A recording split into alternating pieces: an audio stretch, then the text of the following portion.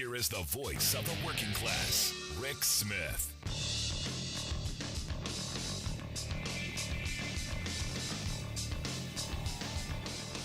And welcome, brothers, sisters, working class heroes. This is the Rick Smith Show. Thanks so much for being here today on the big program. Lots to get to, lots to talk about. Good little story coming out of the Federal Trade Commission.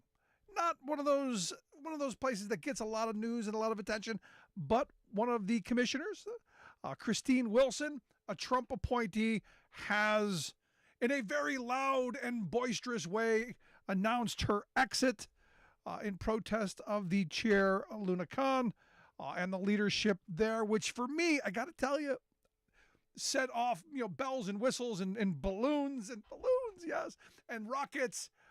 Good thing, because what this means is the Federal Trade Commission is about to do, hopefully, what I've been wanting, begging, and pleading for the last couple of decades, and that is actually start looking at breaking up some of these big monopolies, holding these conglomerates, these massive companies accountable.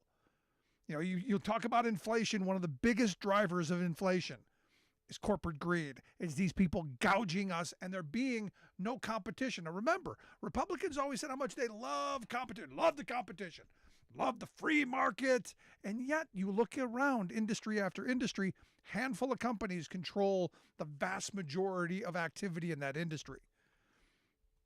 I've been hearing undercurrents that there's maybe they dug up Teddy Roosevelt, and maybe the ghost of Teddy Roosevelt is back, and we're going to start doing some trust busting.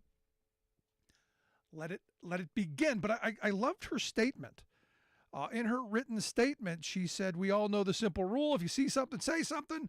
As an antitrust lawyer, a corporate one, I counseled clients to avoid trouble by knowing when to object and how to exit. When my clients attended trade association gatherings, I advised them to leave quickly if discussions with competitors took a wrong turn and raised alarm bells about price fixing, because they do that in the back rooms. They don't do that at trade association shows. Or other illegal activities, she writes. Make a noisy exit. Say, spill a pitcher of water, so that the attendees remember that you objected and that you left. Although serving as FTC commissioner has been the highest honor of my professional career, I must follow my own advice and resign in the face of continuing lawlessness. Consider this my noisy exit. Well, good. Bye. And I hope what this means is that the Federal Trade Commission is going to stop these massive conglomerates from continuing to form and going in and breaking some of them up. Now, trust me, Miss Wilson, she has a lucrative gig all lined up. I guarantee it. And I got to tell you, this smells to me like a fundraising letter. This smells to me like, hey, wherever she's landing, her job is going to raise funds to fight the quote unquote the good fight. Fighting against what we should have been doing all along, and that's breaking up these big conglomerates, stopping the mass consolidation of industry after industry. But here's the thing, and this is where I'm happy to a point, but I know big money always wins. Big money always puts itself ahead of human misery or tragedy, always. Suffering, doesn't matter. We know corporations and the wealthy, we know they get what they want all the time. And they use distractions and division to get it. Yesterday, we had another mass shooting. This time, students at Michigan State University were the victims. And all the right and the Lauren Boeberts of the world, all they could talk about today was balloons and Buttigieg. That's it. Not a mention of they're not even doing thoughts and prayers anymore. There's none of that. Because I think the rest of us, agree with the state representative in Michigan and blank your thoughts and prayers, was his comment. But I look at this and I go, again, it's not about helping people. It's about continuing to spew the division. Josh Hawley today, for instance, unfurled his plan to ban all kids under 16 years of age from having a social media account. But he's from a state where there's no age limit on when you can own a gun. So can't have Twitter, can't have name the TikTok or any Instagram or any of them, but you can have a gun. Now remember, just last week the Missouri House, they voted. It's just one of those things you go. They had a vote on whether kids could carry a open weapon, open carry, without parental consent. So much for parental rights. Any age, no parental age. And you go, huh? Again, it's about division, because that gun issue's got to be there, because the moneyed interests want us pitted against each other, want us divided, because, hey, if we were to actually solve problems, how could they make money? Because look, right now, the fact that Biden mentioned the assault weapons ban in his State of the Union, gun industry thrilled. They're selling guns like never before. And the thing is, it comes back to this moment where big money always wins. The big lobbyists always win.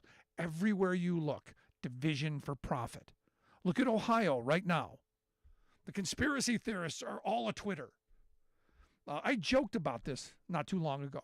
That someone believes that Biden signed an executive order to have this derailment. So, but my thought was it would be that we would stop looking at the balloons.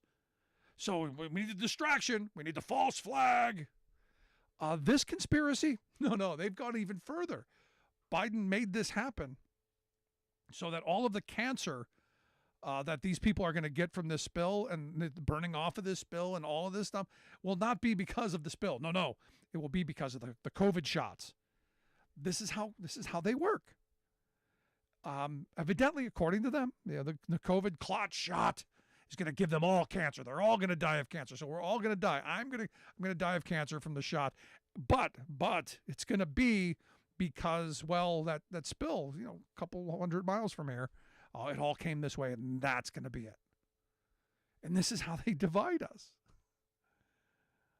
And again, I keep coming back to the reality is behind all of this nonsense, behind all of this idiocracy, is corporate greed.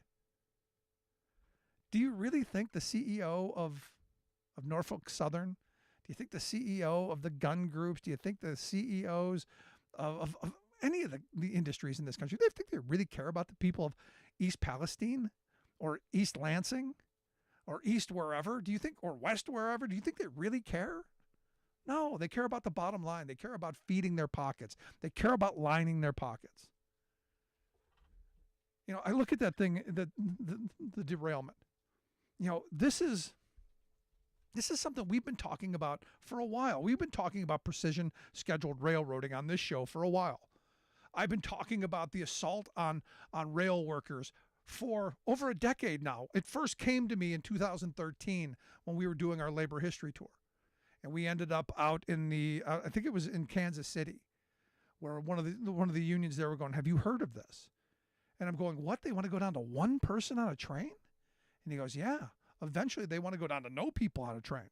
And all of the assaults that have been going on from that time till now, these unions and these workers have been saying, look, conditions are getting worse. Our ability to do our job getting worse. We've been talking to these workers for years. We've been talking to their unions about the conditions on the railroad. Nobody's listening. And look, I was as angry as anyone when President Biden and some Democrats, along with virtually every Republican, backdoored those workers who were saying, hey, look, we want sick days. Hey, we want some say. We want more power in the workplace over our conditions. They warned us. They were warning us. They were telling us. And look, this again, big money tops human pain and suffering and misery and disaster all the time. Because look what's going on right now. It's reported that the railroads out there offering people, what was it, inconvenience fee money. And from some of the people that I've heard, it comes with a you're a non-disclosure. You're not gonna talk about this. You're not gonna sue us. Understand, their lawyers are working overtime right now. And again, it comes back to big money. Big money tops suffering and pain and misery every time. You've seen this happen time and time again. This is not new. It's not new. The big business interests supersede the needs, wants, and the will of we the working people. Not surprising.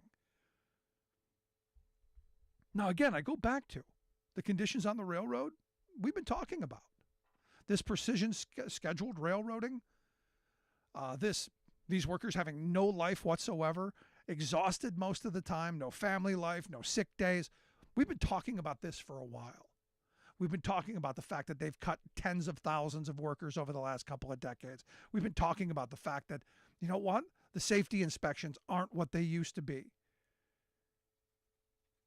When I heard they have to do a 120-point inspection in 90 seconds, you can't honestly look at anything in 90 seconds. As someone who every time he takes a truck out on the road does at least a 15 to 18, most of the time 30-minute pre-trip of 18 wheels, can you imagine a 5-mile long train? And again, this is the reason I'm such a strong believer in labor unions. The fact that these workers were out there raising the bells, sounding the alarms, telling the stories, warning us. And again, we didn't listen. And look, both Democrats and Republicans, again, sided with big money. There's a lot of blame to go around. So everyone's going, gee, I wonder why corporate America is not, the corporate media is not hounding on this. Because they're all in this. This, again, is one of those moments where you go, which side are you on? Are you on the side of the money or on the side of the people who get screwed over by the moneyed interests? And I look at the comments on the social media platforms, and look, I think Josh Hawley should just ban social media because it's bad to begin with, because we are our worst versions of ourselves. The experiment has failed. We can't handle it at any age, 16, 18, 25, it doesn't matter.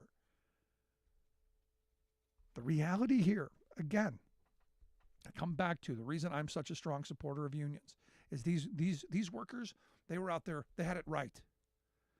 They were out there sounding the alarms. And we silenced them. We allowed them to be silenced. Now here's the thing. And you go, well, what's the difference? Well, the difference is if these people didn't have unions, we would have never heard anything. Because you think about industry after industry where these kind of conditions and these kind of things happen and you never hear a peep. So for me, the reality in this, it's time to start holding these big corporations and the moneyed interests, holding them accountable. Stop with the divisive stuff. And at least on this, where I think everyone in the town of East Palestine is now looking at each other going, it doesn't matter, red hat, blue hat. We're all breathing the same poison air. Our houses are contaminated with all the same crap. And all of them are going to get the screw job. Red, blue, doesn't matter. Again, the only color in my mind that ever really matters is green. And the sooner we pick up on that, maybe the safer we're going to be. Want to hear your thoughts? Email me, rick@thericksmithshow.com. Going to take a quick break. Right back after this. Stick around.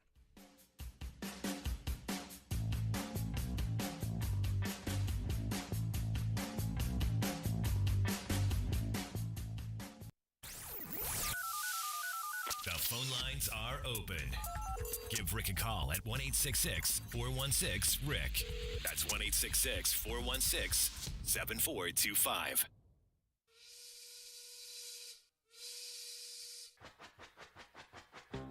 If you're a fan of the show, you've heard our labor history in 2 segments, and you can hear them on the radio pretty much anywhere in the U.S. Labor history has never been more important than it is right now. So here's what we'd like you to do. Tell a teacher. Tell a teacher that labor history is important and that they can get digestible 2-minute lessons that are absolutely free. Free to download, free to use, free to share. Tell a teacher to go to thericksmithshow.com/history and help us put labor back where it belongs, in the classroom. You know, generations of American workers fought, bled, and died to build the American way of life. It's our job to keep their stories alive. Go tell a teacher that we're here to help them do just that. find us at thericksmithshow.com/history today.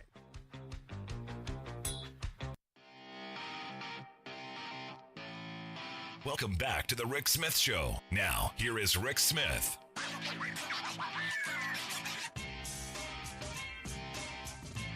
So our quote of the day from Nikki Haley. She's back. Yeah, Nikki Haley's back. She says, you should know something about me. I don't put up with bullies. When you kick back, it hurts them more if you're wearing heels. Now, this is a common line. You may remember she said this about unions a couple years ago, about keeping those unions out of South Carolina while she was talking to the Walmart executives, because she said that she wears heels and then they hurt when she kicks. Yeah, again, for people who keep saying that they don't believe in violence, sure there. Now, here's something interesting. I saw a story over at the New York Times, caught my attention, talking about the balloon, since the balloon is still on everyone's mind.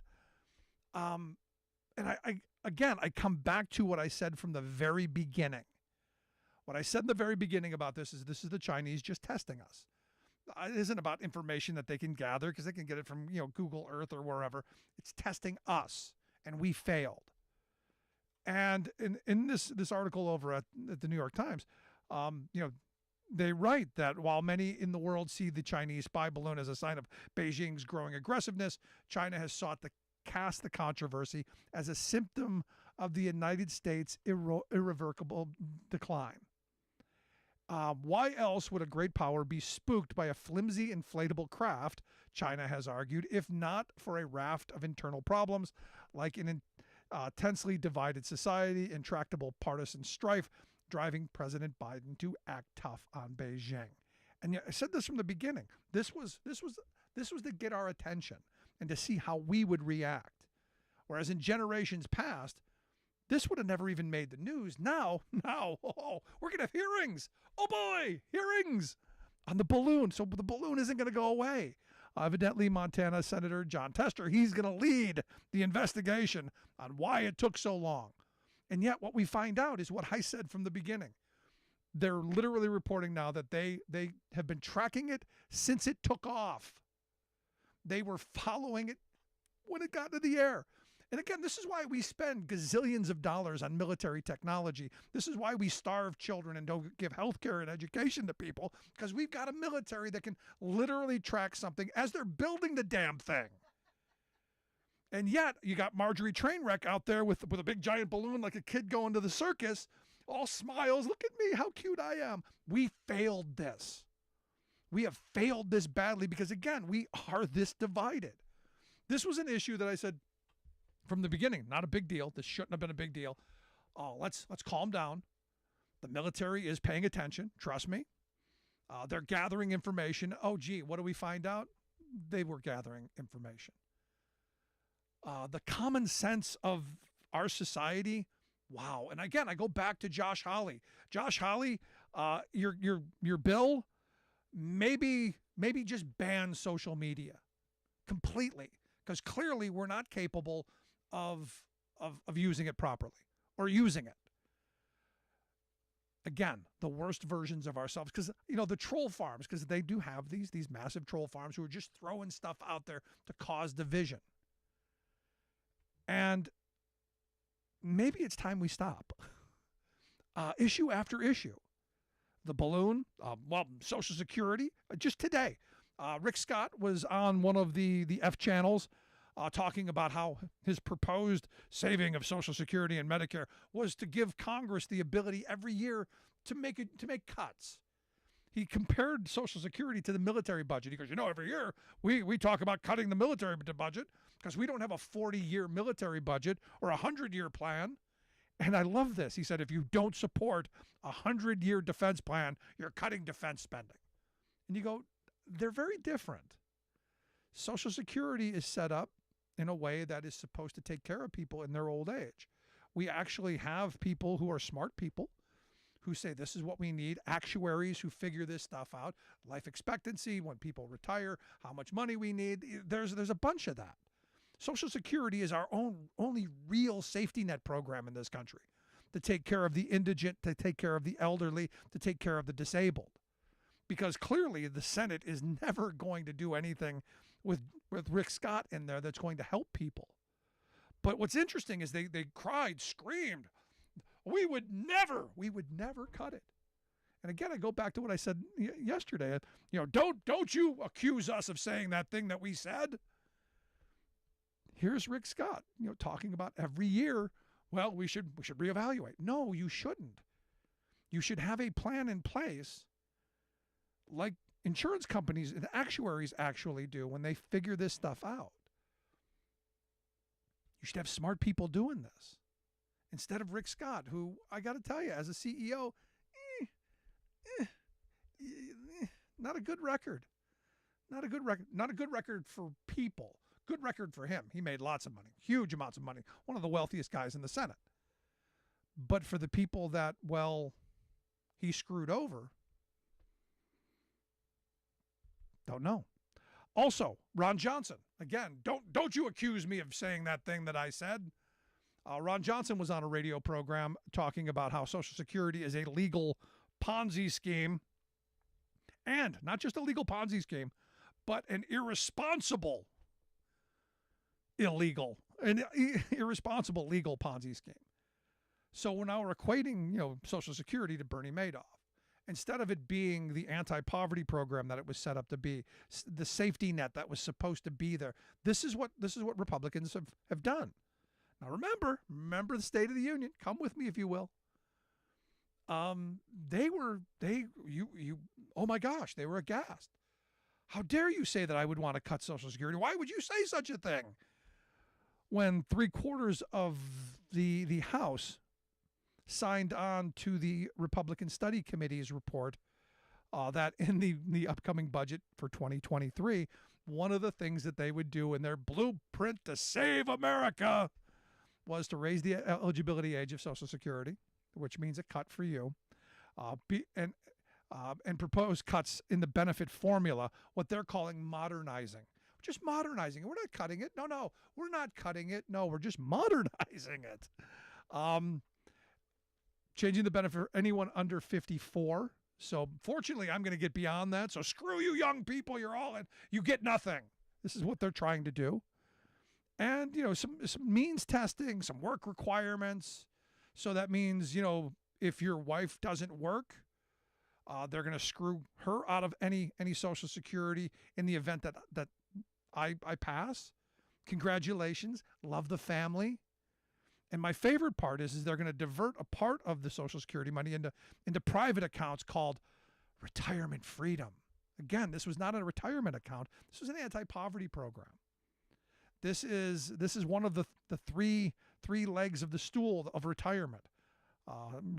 Pension from the years you worked, some savings that you squirreled away, and Social Security. Now, they've destroyed the pension system. The defined benefit's gone. They've destroyed your ability to save because wages have been declining and stagnant for 40 years. And even now with inflation, it's still being eaten away. And they've done nothing to help workers organize and fight for the billions and billions and billions of profit. And now they want to screw you over on Social Security. But hey, they didn't say that. No, don't you dare.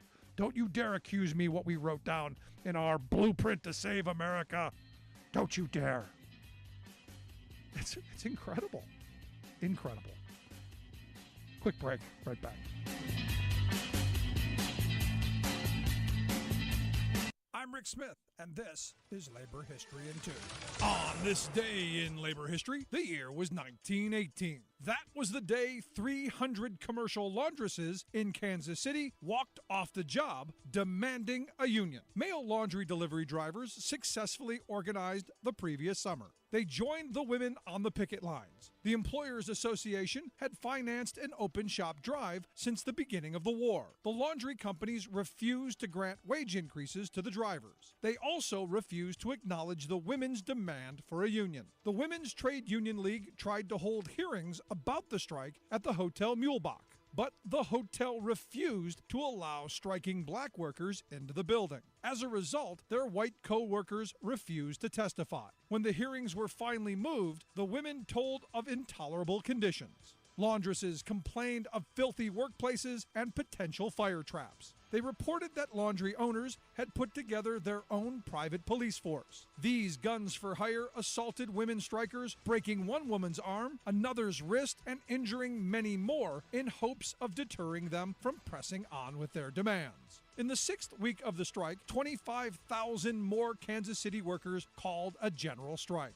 According to historian Maureen Weiner Greenwald, they supported the laundry workers' demands for increased wages, union recognition, and enforcement of state regulations regarding hours and working conditions. Greenwald notes the general strike was relatively peaceful until the Kansas City Railway attempted to run streetcars with scab labor. Finally, the laundry companies agreed to union recognition and later promised wage increases. They soon reneged, but the show of solidarity among workers provided key lessons for future labor struggles in Kansas City. For more information, go to laborhistoryin2.com, like us on Facebook, follow us on Twitter at laborhistoryin2. There are industries that occasionally do something rotten. And there are industries like big oil, big pharma, and big tobacco that persistently do rotten things. Then there is the nursing home industry, where rottenness has become a core business principle. The end-of-life experience can be rotten enough on its own, with an assortment of natural indignities bedeviling us, and good nursing homes help gentle this time. In the past couple of decades, though, an entirely unnatural force has come to dominate the delivery of aged care. Profiteering corporate chains and Wall Street speculators. The very fact that this essential and sensitive social function, which ought to be the domain of health professionals and charitable enterprises, is now called an industry, reflects a total perversion of its purpose. Some 70% of nursing homes are now corporate operations run by absentee executives who have no experience in nursing homes and who are guided by the market imperative of maximizing investor profits. They constantly demand, quote, efficiencies from their facilities, which invariably means reducing the number of nurses, which invariably reduces care, which means more injuries, illness, and deaths. As one nursing expert rightly says, it's criminal. But it's not against the law, since the industry's lobbying front, a major donor to congressional campaigns, effectively writes the law, which allows corporate hustlers to provide only one nurse on duty no matter how many patients are in the facility.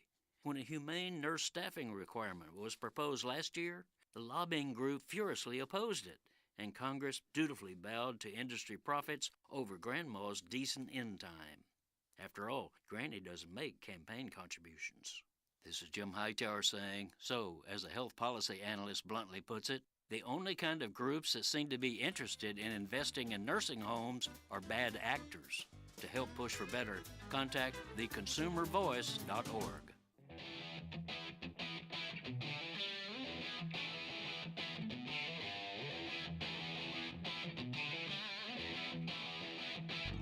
Welcome back to the Rick Smith Show. Now, here is Rick Smith.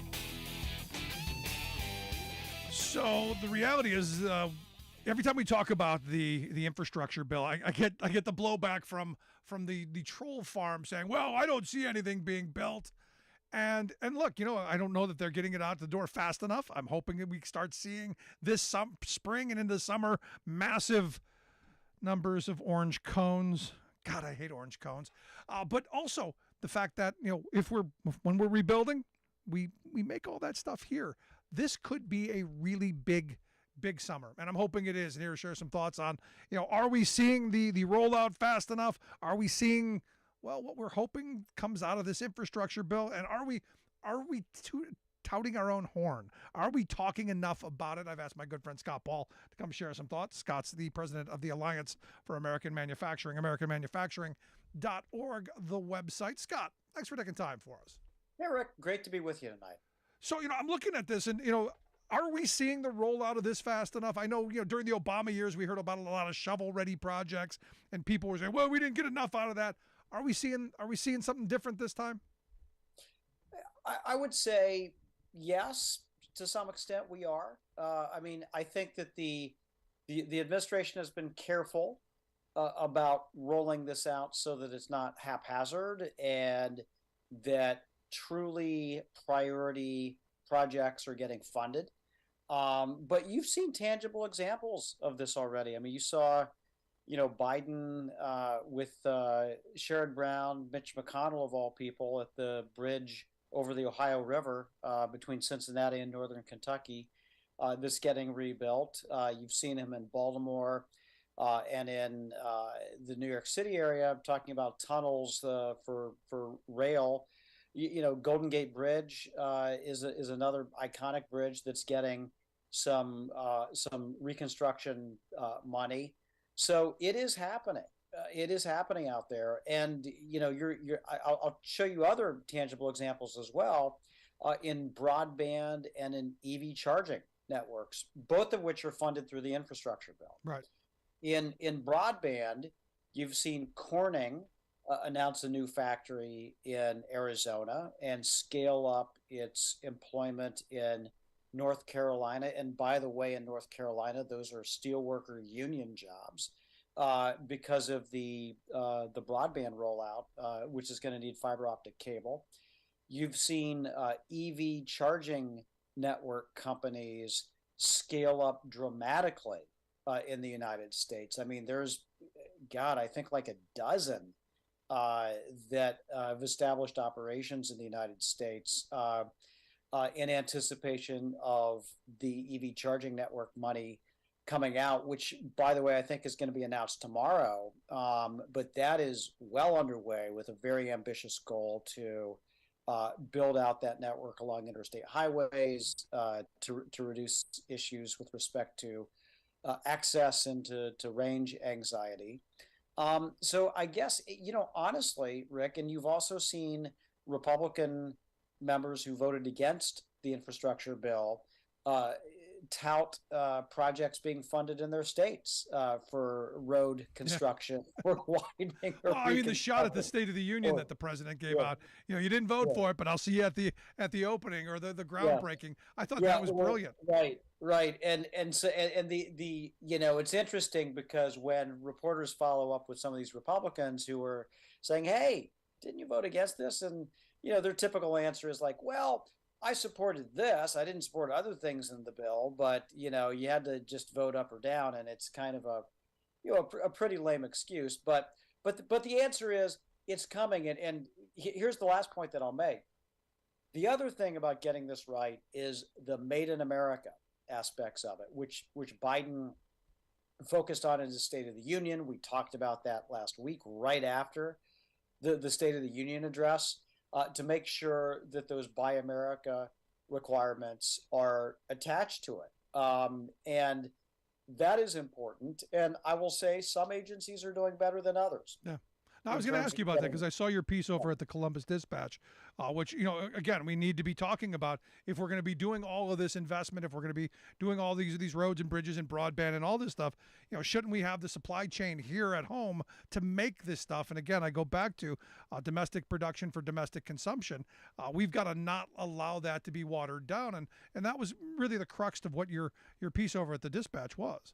Yeah, that's exactly right. And, it starts with, there's been a Made in America requirement for roads and bridges and transit systems since the 1980s, and that requires iron and steel to be melted and poured in the United States that's used in those projects. And so there is a baseline for all of this, but there's obviously a dramatic expansion of it. There's expansion for the materials. Now we're covering not only steel, iron, and some other manufactured goods. We're covering drywall and the lumber and the fiber optic cable and other aluminum and copper and other construction materials that are used in school buildings or in other things that are going to be built out using this. And so, some agencies are doing this faster than others, and I'm just going to say, the interests that oppose this are the contractors who like to bring in the dumped products so that they can get a better margin for the public works projects that they're bidding on, and the states and localities who view it as a nuisance to kind of have to monitor all of this stuff, even though they're getting a lot more money because of the infrastructure bill. And they want the money without any of the responsibility, which is also kind of ridiculous. And then, foreign countries and importers oppose as well, saying, well, this should be more open to our products. Even though, as Biden pointed out during the State of the Union address, we are perfectly within our trade rights to have this Made in America requirement. And so, we've seen uneven rollout from the agency. It's like I think the EV charging example is a good one, because I think that's where they've done a pretty good job. I think for the clean water systems, I think the EPA has done a pretty good job. But I think others have been kind of captured by these special interests and tied into knots. But I do know this, Rick, and I will say it, that Biden means this. He really does. And so I know he's putting the heat on his cabinet secretaries to get this done, and is trying to educate them. And the challenge we face is this, and I'll just give an example of something that came up during a hearing. The HUD secretary, Marcia Fudge, who is a former member of Congress from Cleveland, was asked about Buy America by a member of Congress, and she said, well, we don't make enough steel here to satisfy this, so we've got to proceed. And here's the problem. She represented a district that had a massive steel mill in it that is adding jobs all the time now, and should be super familiar with this. But these are the talking points that they get from the other special interests and kind of the bureaucracy that's been entrenched that don't like anything new. And so I realize that some people respond not well to kind of like new policy and whatever, but they're also getting a boatload of money. And so the absolute minimum is say, look, one of the reasons why you're getting all this money is because there is this Made in America requirement that's attached to it. So get on it. And I think Biden's doing a good job of that, but his bureaucracy kind of has to catch up. I got to tell you, that's really distressing to hear someone from Cleveland who lived through the closures of Republic and J&L and what happened at LTV and all of this. It's really distressing to hear that she doesn't get it. And for me, I got to be honest, this is why I like Biden so much. And I've been attacked from every direction on this. I feel that he's undoing 40, 50 years of neoliberal kind of policies and really getting us back to, his childhood, if you will. Getting back to when, there was the factory down the road that families, that fathers worked at, and now hopefully mothers work at, that there was that community around building something that you used, and that there was pride in that. I think he understands what we found out as we were traveling through the 8 states during our Working Class Heroes tours, as we went to those places who used to be something, used to be where we made stuff, and that pride seems to be gone. How come we're not getting that message out? More importantly than just, we're going to spend some extra money on this or that, but really talking about, how we're going to rebuild that pride that once was, that my grandparents' generation, that they built. Yeah. Well, look, it's a lot easier to talk about the problems than the solutions or the good stories. And you see this more broadly where, there have been some layoffs in tech, and I don't want to diminish how that lands with people who are impacted.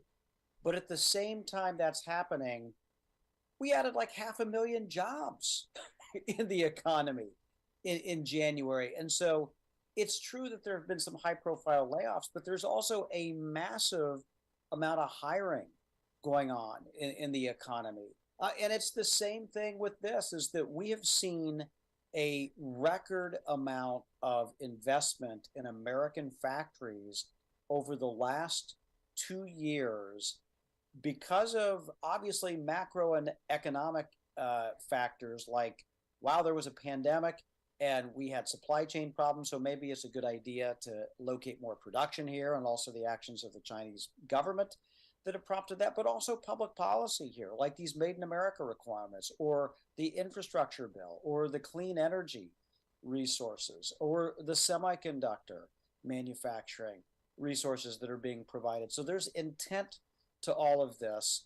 but it's a lot easier to talk about and get headlines for for things like inflation or what have you, which by the way is coming down, Right. than it is for all of this. And so I think, look, I think Biden and the team understand that because you know this, the poll numbers about this stuff are ridiculously low. Like no one knows about this yet, and so I think that he and his trusted communicators are going to be out there spending a lot of time talking about these kitchen table issues, along with protecting healthcare, Medicare, Social Security. But I think that this is going to be a repeated theme. And the great thing about this, Rick, is that in communities like I had that piece in the Columbus Dispatch. You go to Columbus, you're going to get stories about Intel opening up a massive new factory in the area, and you can see that in so many markets around the country that I think it's going to land there better than it is on kind of the cable news chatter. No, you got that right. Yeah, And I understand you guys are doing a letter campaign to reach out to Congress. People can go and sign up and get more information. Tell me about the Made in America infrastructure action you've got going on. Yeah, so we had this big success about about getting the Buy America requirements for this $1.2 trillion of infrastructure money.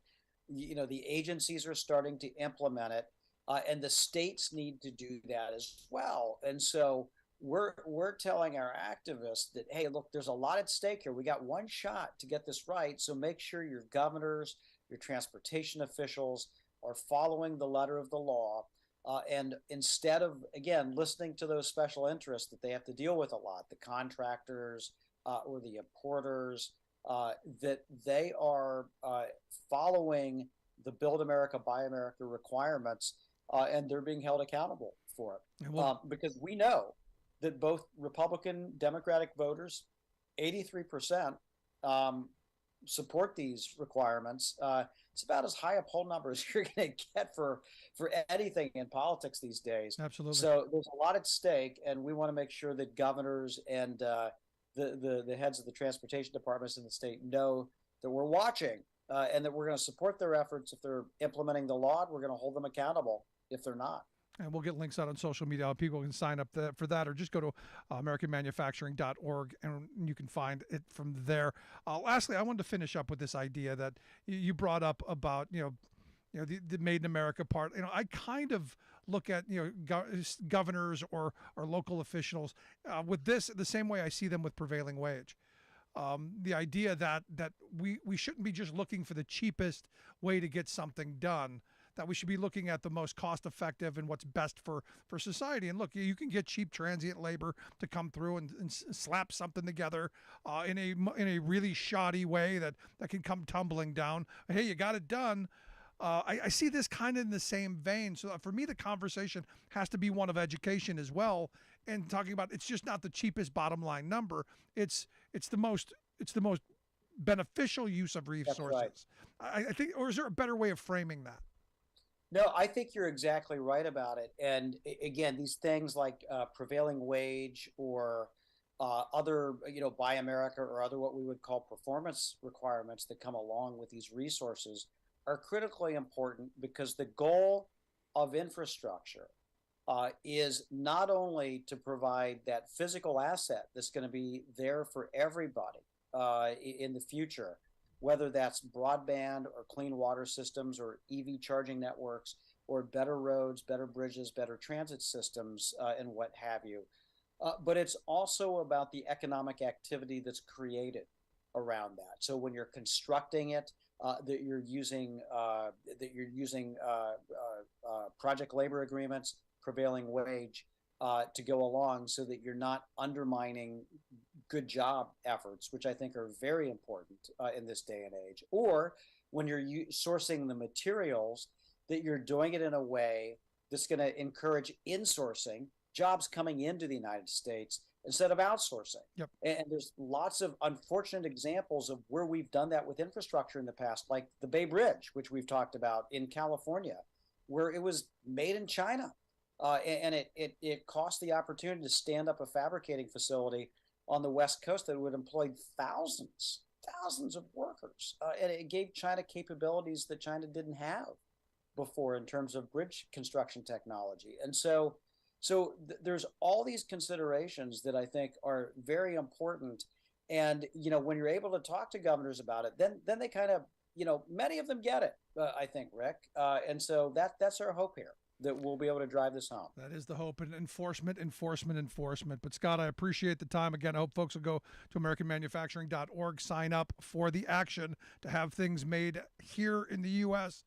As we're rebuilding our infrastructure and investing in the future. Scott Paul, president of the Alliance for American Manufacturing. Appreciate the time. Hey, Rick, great to be with you, as always. Thanks so much for the work that you do. Thanks so much. I want to hear your thoughts. Email me, rick@thericksmithshow.com. Quick break. Right back. Stick around. You're listening to The Rick Smith Show. We're working people. Come to talk.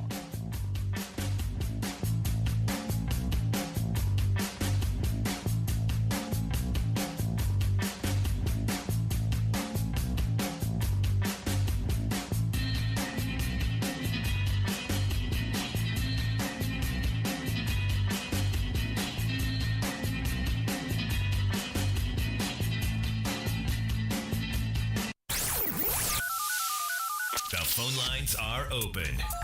Give Rick a call at 1-866-416-RICK.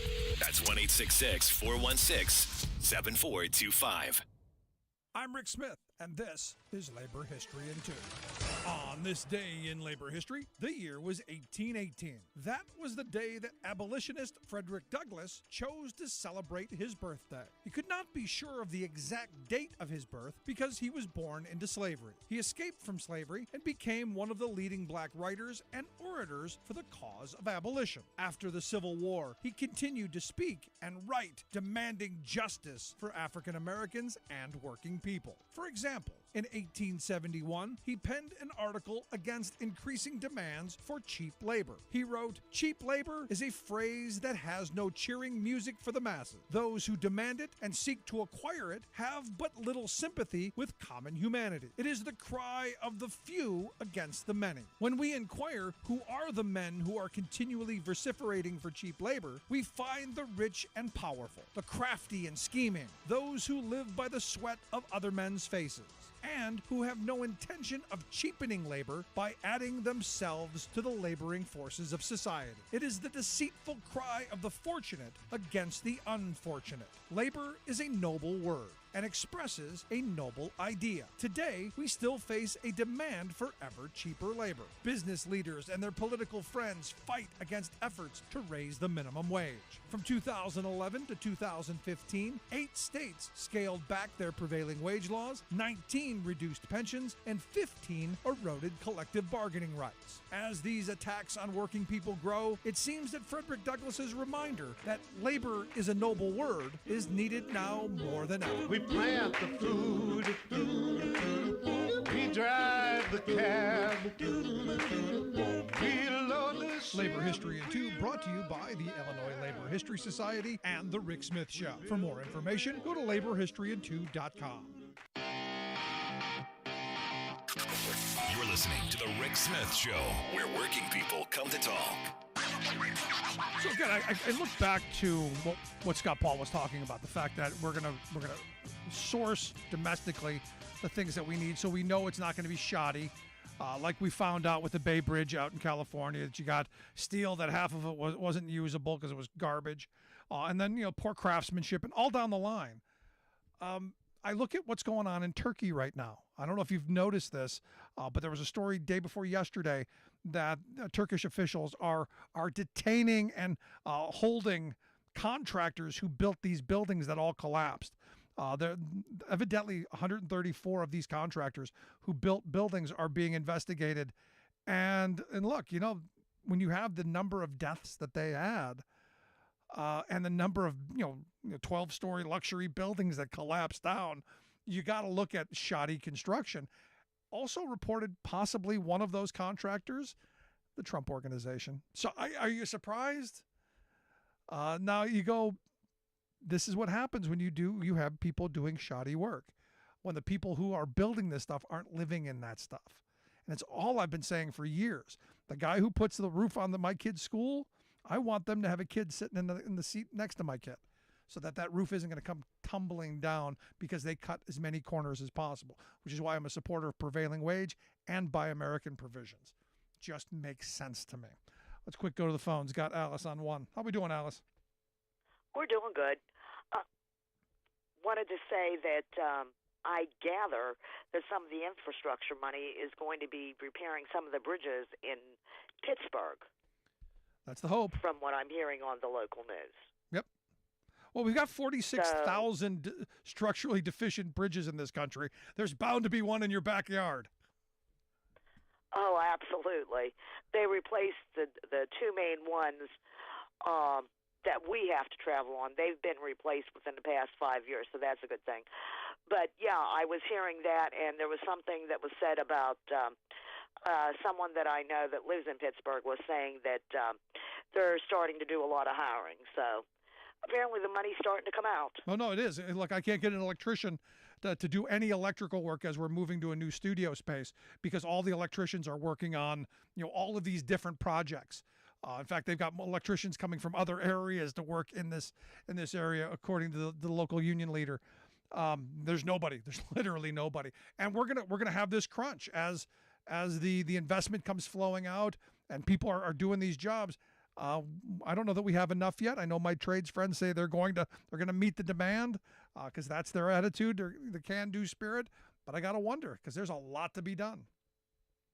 Well, there is, and one thing about it, it's trickling down, unlike the trickle-down voodoo economics. Have a good evening, Rick. You too, thanks. No, she hits an interesting point. The trickle-down effect, this is the kind of, when people think of trickle-down, this is what they think of. You pay a worker a decent wage to build something in your community, and they live in that community. That money reverberates through the economy, and it does. It goes from their pocket to the local diner, to the local movie theater, to the local grocery store. It stays local, and they buy stuff. And if you have that local supply chain, it continues to grow and reverberate and continues to move around and create an economy like my grandparents' generation built. This is why I'm so thrilled with Joe Biden. Look, has he done everything I want him to do? No. Are there things he's really screwed up? Yeah, the railroad thing I think was a major screw up. But this is enormous. And this is why the moneyed interests are putting so much time and energy into attacking him, which is why the divisive stuff over balloons, because they got nothing else. When you start talking to working people about what he's actually doing, and when these jobs really start ramping up and these projects start going and you start seeing those damn orange cones everywhere, no, Joe Biden did that. And then you could be angry for traffic. And I think Joe would take that because it means we're rebuilding stuff. And then when you get on the internet and you can actually make your angry tweets faster because, they invested in broadband, think about Joe. Joe did that. Not very hard to think about. And, the jobs that are going to come out of it, maybe the good quality infrastructure that's going to come out of it that's not going to go collapsing. Interesting.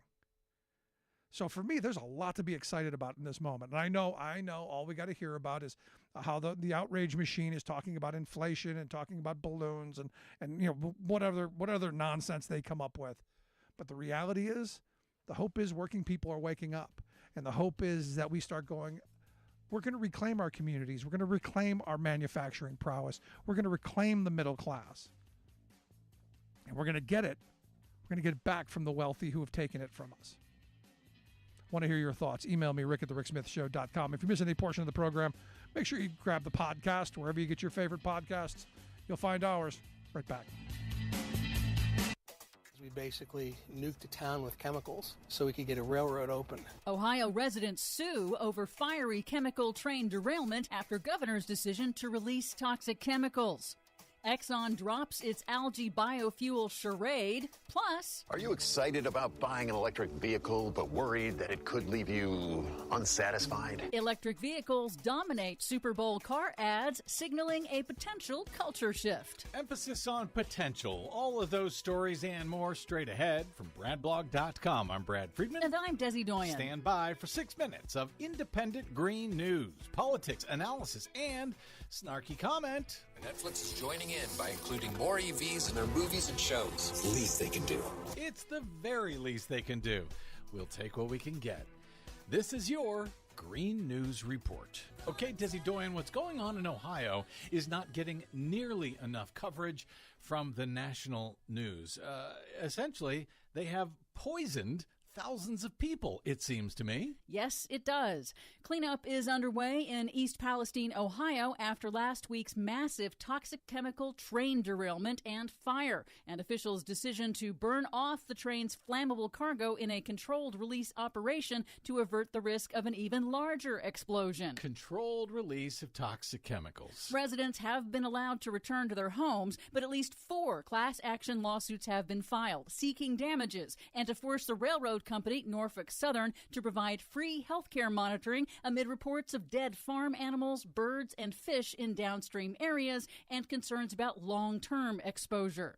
The fiery derailment has renewed calls to upgrade railroad safety in the wake of staffing cuts implemented by the railroad industry and the Trump administration's rollback of Obama-era regulations tightening safety standards for trains carrying highly explosive liquids. On Monday, the Environmental Protection Agency identified 3 additional highly toxic chemicals released by the derailment and confirmed that some of the chemicals have been detected in the air and surface waters of the Ohio River Basin, but below thresholds that would trigger public health concerns. The people who live there seem to be very concerned, and yet Governor Mike DeWine told everyone to just go on back. Everything was fine. Everything was safe. It seems that it was anything but. In other news, last week, oil giant Shell posted all-time record profits of $42 billion in 2022. Hey. This week, environmental law firm Client Earth filed a climate lawsuit with England's highest court against all 11 individual members of Shell's board of directors. Aww. The first of its kind suit accuses the individuals of failing to manage the company's climate risks and, quote, breaching company law by failing to implement an energy transition strategy that aligns with the landmark 2015 Paris Agreement. Company law? Do companies have laws? Apparently they do. Well, and I guess they're willing to violate those as well.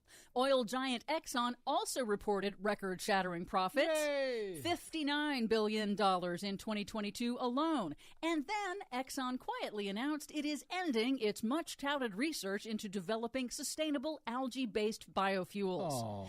Exxon has spent millions since 2009 boasting about its algae research in ads and investor presentations, which critics throughout have condemned as greenwashing.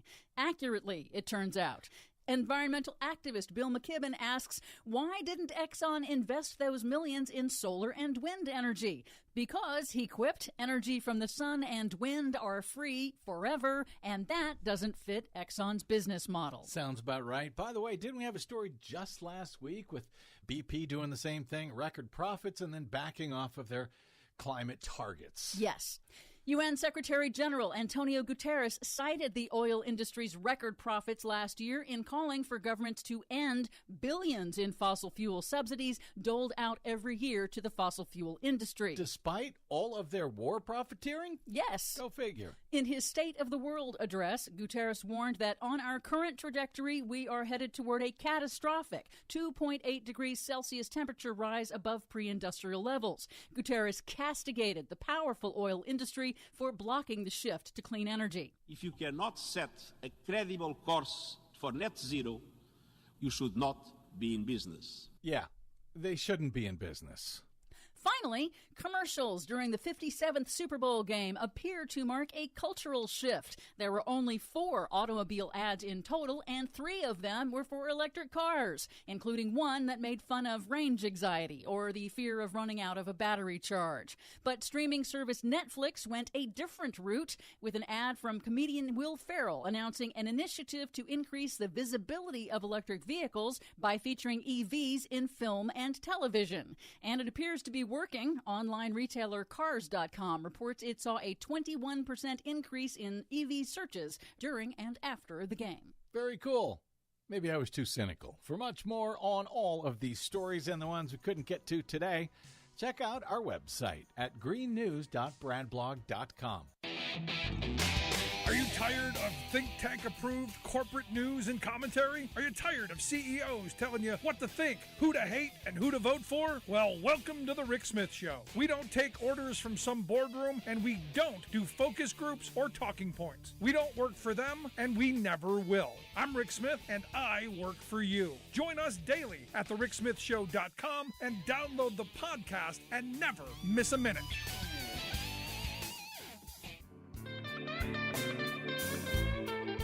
Welcome back to the Rick Smith Show. Now, here is Rick Smith.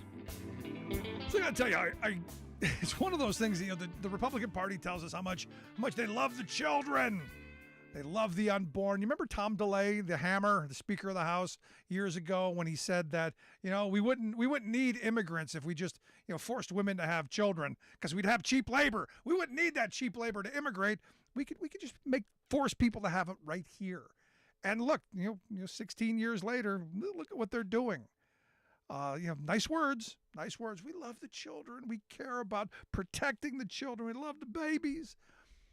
But their actions, that's what we need to be paying attention to. And I look at, again, what we've seen in Missouri, what we've seen in Florida and Iowa. What is wrong with Iowa? And here to share some thoughts on some of the craziness that we've talked about over the last several weeks from Iowa, I've asked Sammy Sheets to come talk with us. He's an Iowa state representative, one of the folks that we met along our Working Class Heroes tour. Sammy, thanks for taking time for us. Thanks for having me, Rick. Good to see you back again. Congrats on your victory. I know when we were there was some nail biting, so congratulations. Thank you very much.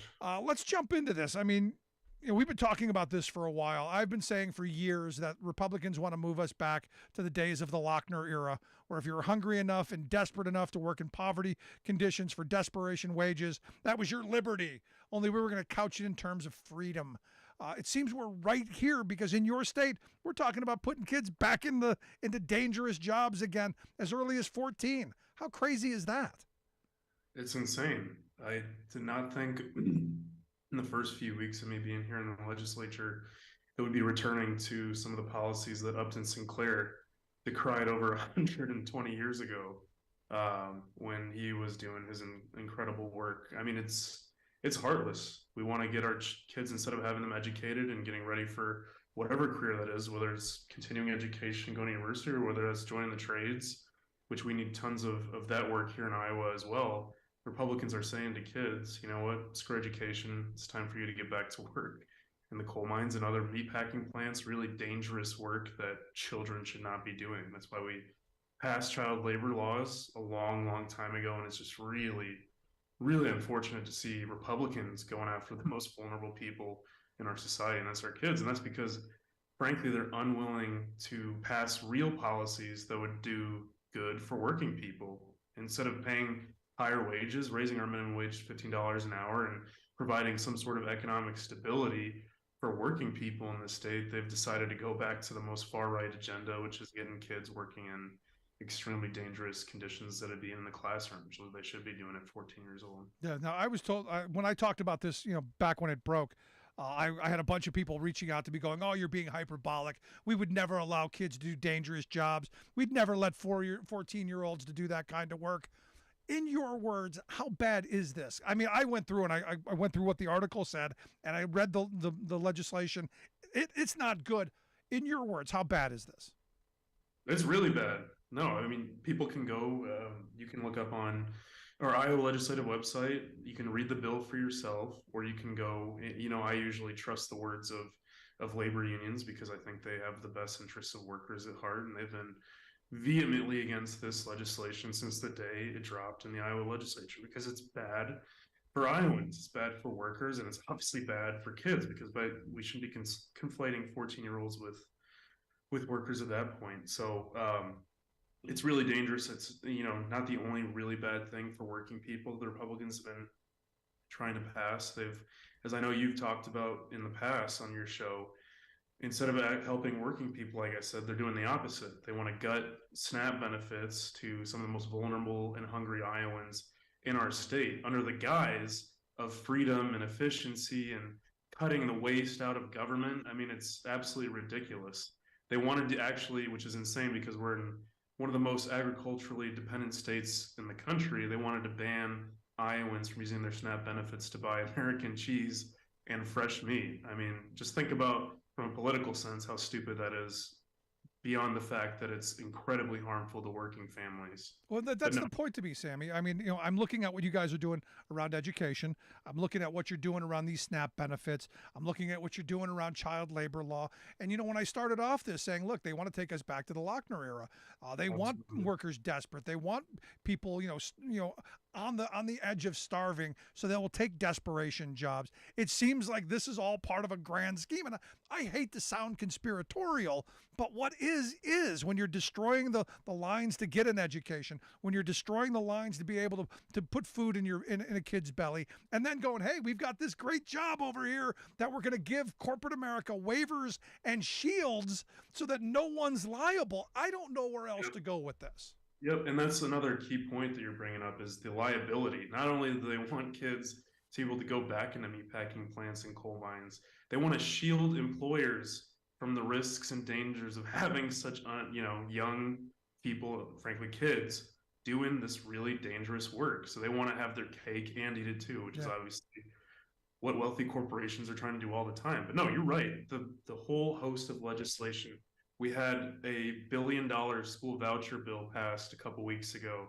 We just cut benefits of people that are, the victims of medical malpractice in this state. Every chance that our state government has to attack working families, they are going at 100 miles an hour and taking as many rights and benefits away from workers in the state as they can. I mean, this has been a trend, as you know, since 2017 when they gutted collective bargaining in our state, which used to be the golden standard across the United States, was our bipartisan collective bargaining agreement here in the state of Iowa. And since then, they have just taken every opportunity to put workers down. And it's just disgusting, frankly.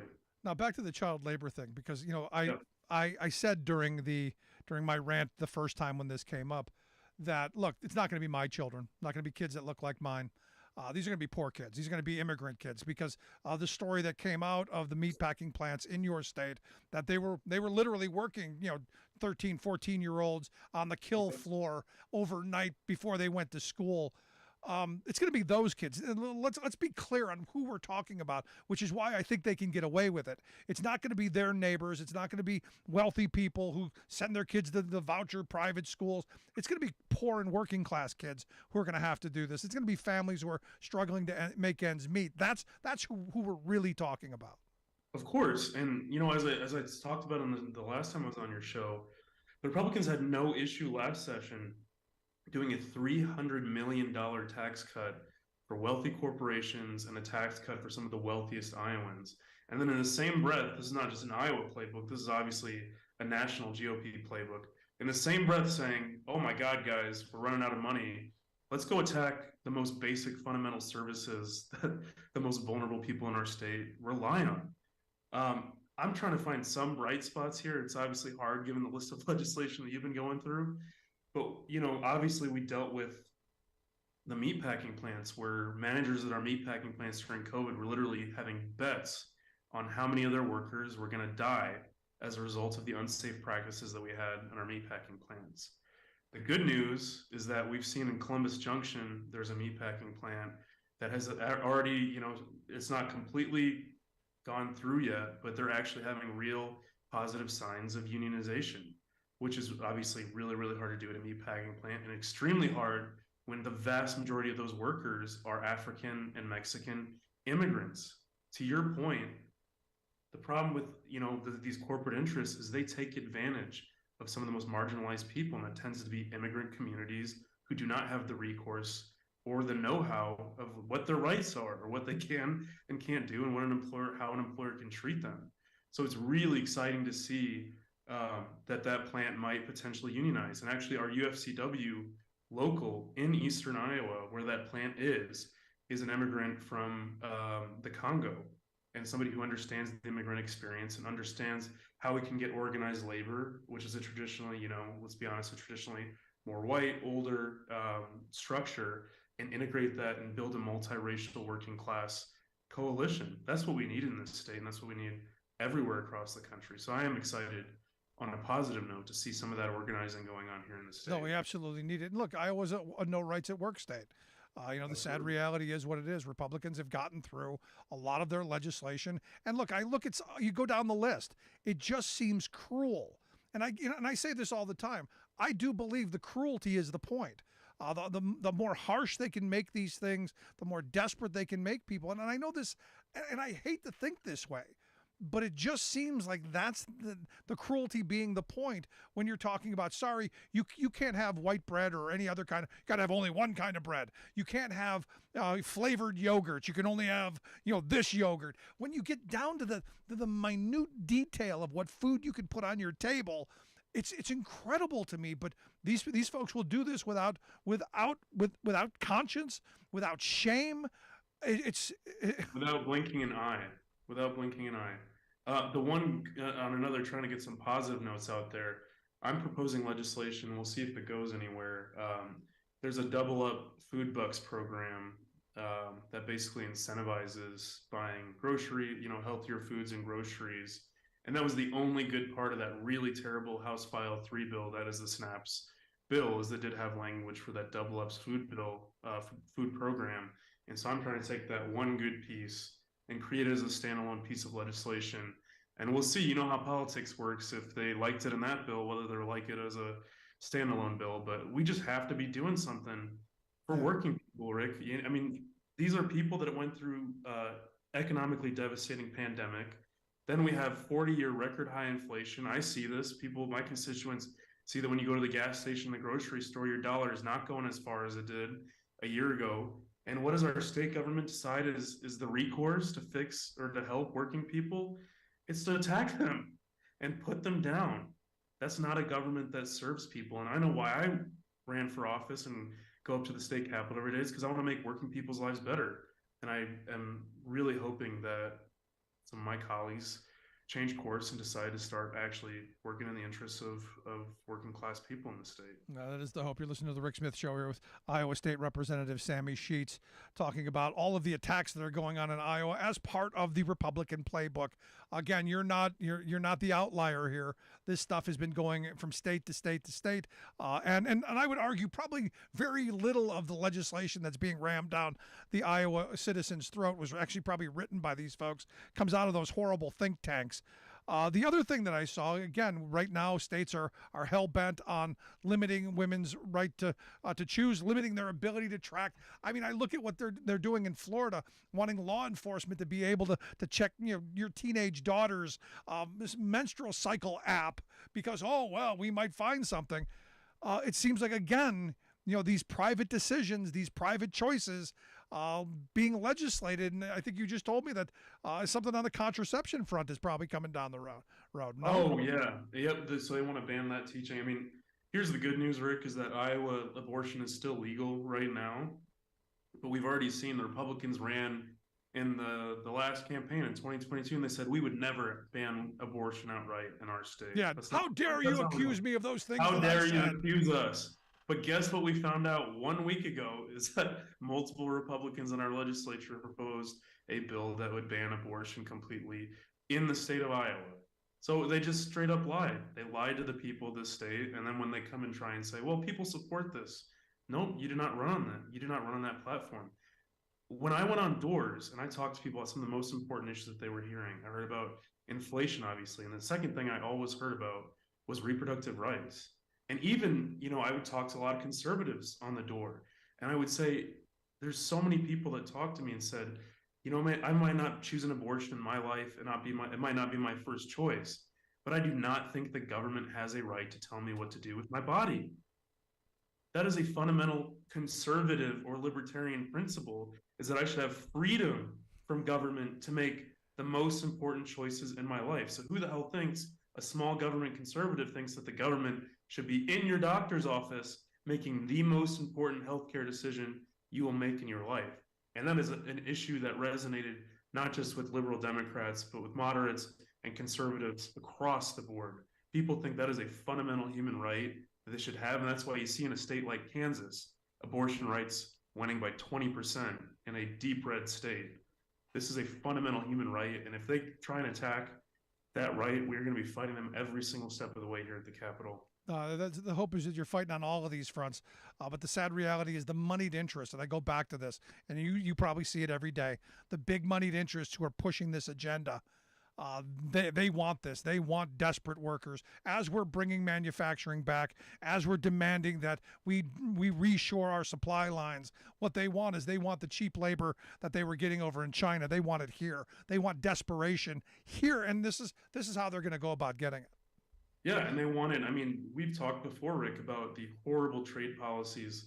This is more of a federal issue, but the horrible trade policies that our federal government, Democrat and Republican, passed for 30 years that forced American workers to compete with people that are making 50 cents an hour in China or in Eastern Asia. It's wrong. American workers should not be forced to compete with people who have no labor standards or practices. And so one of the really good things on a federal level is that the Biden administration is, for the first time in a long time, taking reinvesting in American manufacturing seriously. And I can give you a local example. The CHIPS Act is going to bring hundreds, if not thousands, of jobs to the state of Iowa to reinvigorate, to rebuild our manufacturing, our manufacturing sector. That is huge. That is what we need. We're going to have environmental investment from the Inflation Reduction Act. That's going to create jobs to rebuild our state's infrastructure and our nation's infrastructure in an environmentally friendly way. This is what we need. We need American investment in manufacturing. And that is not what we are getting from Republicans who are willing to open up our trade policies, send jobs overseas, and most heinously incentivize companies with our tax code and tax structure to send these jobs overseas. It's wrong. Yep. Wrong. No, I've been saying all along, we need to rebuild, revive, and reunionize this country, and it starts with the CHIPS and the Inflation Reduction Act. It's good to hear that you're seeing this. Lastly, I want to ask you: is that message getting out? Is it reverberating to the people that you're talking about? Because I find that we haven't seen enough messaging around. There's some massive investment coming. There's some transformational investment coming to places like Iowa with rural broadband. Because look, I drove across the state. You guys don't have very good broadband. Don't have very good access to the internet. This would be transformational for your state. I mean, this is a longer discussion, but fundamentally, I think that Iowans and a lot of people in the upper Midwest don't believe that the Democratic Party is fighting for working people. For 100 years, this was a party that was centered on workers and the working class. Yeah. And for whatever reason, whether you think it's right or wrong, over the past decade or so, people in my state, people that I talked to that were Democrats their entire lives, that voted for Barack Obama twice and then voted for Donald Trump. Go talk to anybody on the eastern part of our state on the Mississippi River. Those are all Obama-Trump counties. They do not believe in their heart that Democrats are going to go and fight for them. That is something that's bigger than one issue, one message. That is a fundamental mistrust in our party. They view our party as elitist, that we look down on them. And so, before we can start winning anything of note in this state, we have to fix that. And we have to build trust in these communities and show people, hey, this is what the Republicans are doing. They cut your minimum wage. They cut your collective bargaining rights and your ability to organize as workers. They gut your public education system that was the best in the country a decade ago. They attack workers, immigrants, everybody that's marginalized in our state, every chance they get. And that's why when you go to rural Iowa, as you drove through, you see the decimation of our rural ecosystem. Yeah. You're not wrong. Our decisions in the state capital have consequences, and we have to go to these communities and build trust and show them what real Democrats fight for. They fight for workers. They fight for working people. They fight for better wages, for unions. That's what Democrats are about, and we have to convince people that that's the case. If we can only take Sammy Sheets and clone you and bang out a bunch of you across the country, we might have a chance. Sammy, I appreciate the time. Keep up the great fight there. I'd love to have you back again real soon to tell us what's going on and keep us up to date on all of this insanity. Thank you so much, Rick. Have a good evening. Good stuff. Appreciate the time, Sammy. Sammy Sheets, Iowa State Representative. Want to hear your thoughts? Email me, rick@thericksmithshow.com. Again, Republicans hate working people. Look at what they do. All the things we were just talking about. Look at this. You think that's okay? Seriously. Kids back in the mines, starving families, stealing education money, Wow. Back after this.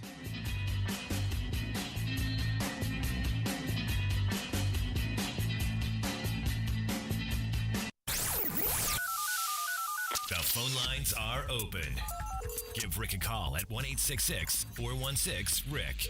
That's 1-866-416-7425.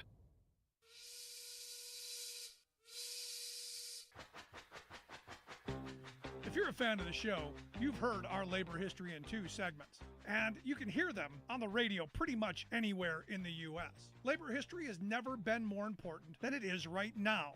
So here's what we'd like you to do.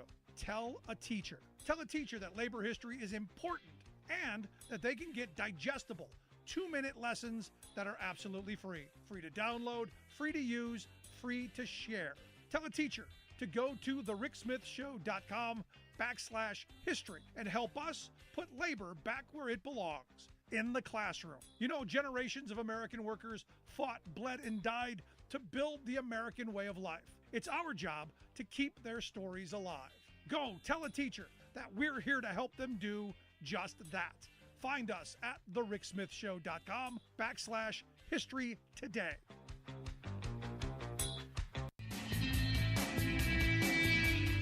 Welcome back to the Rick Smith Show. Now, here is Rick Smith. So you may remember last year, Elon Musk dared the United Auto Workers Union to unionize a Tesla shop.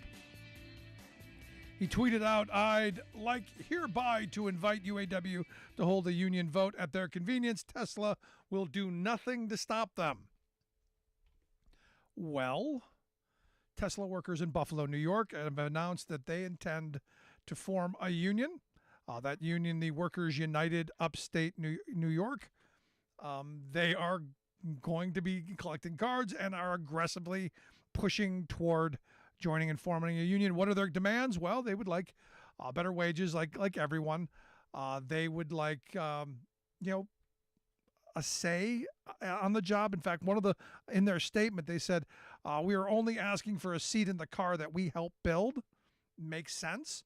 They also want to be treated better by management. They want job security, so they can't be fired for any reason or no reason whatsoever. One of the main reasons that you have a labor contract, the end of at-will employment, and they want Tesla to stop or to at least curb some of their monitoring practices.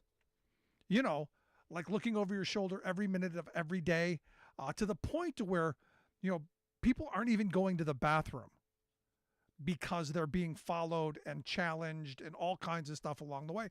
And this is the kind of work environment that a lot of people that I've talked to complain about, that every moment of their day is micromanaged and observed and watched, and they're challenged and, well, not challenged, they're coached. They're coached, to do things better, like wear diapers instead of going to the bathroom, in the bathroom. For me, this is going to be interesting because Musk has seriously aggressively resisted unionization efforts at other places. The fact that he has come out publicly and said, no, we won't do anything. We won't do anything. That's going to be interesting because I can't imagine that he's not going to go on his Twitter and attack these workers. I can't imagine that he's not going to do what you see corporate America do at every turn: harass, intimidate, threaten. Because after all, look, he's a gazillionaire. One of the wealthiest people on the planet. And where we started today. Big money. They don't care about suffering. They don't care about misery. They don't care about you. They care about big money. They care about power and control. So this will be something to pay attention to. Want to hear your thoughts? Email me, rick@thericksmithshow.com. Miss any portion of the program? Grab the podcast. Back after this. I'm Rick Smith, and this is Labor History in 2. On this day in labor history, the year was 1818. That was the day that abolitionist Frederick Douglass chose to celebrate his birthday. He could not be sure of the exact date of his birth because he was born into slavery. He escaped from slavery and became one of the leading black writers and orators for the cause of abolition. After the Civil War, he continued to speak and write, demanding justice for African Americans and working people. For example, in 1871, he penned an article against increasing demands for cheap labor. He wrote, "Cheap labor is a phrase that has no cheering music for the masses. Those who demand it and seek to acquire it have but little sympathy with common humanity. It is the cry of the few against the many. When we inquire who are the men who are continually vociferating for cheap labor, we find the rich and powerful, the crafty and scheming, those who live by the sweat of other men's faces, and who have no intention of cheapening labor by adding themselves to the laboring forces of society. It is the deceitful cry of the fortunate against the unfortunate.